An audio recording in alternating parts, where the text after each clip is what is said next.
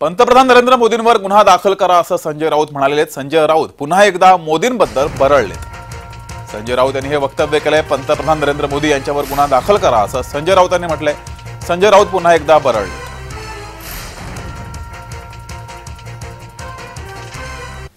मुंबई महानगरपालिकेनं 3,56,00,000 रुपयाचं ओझं वाहिलेलं आहे भारतीय जनता पक्षाच्या या रोड शोचं।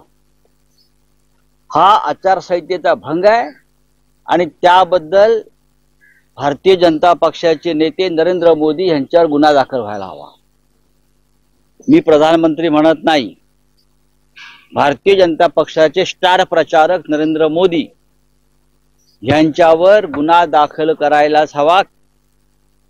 किती वेळा बोलायचं? झुटून के सरदार आहे। मोदींचे सगळे लोक हे खोटारडे आहेत। मोदींनी या देशामध्ये खोटेपणाचं विष पेरलेलं आहे बरं का।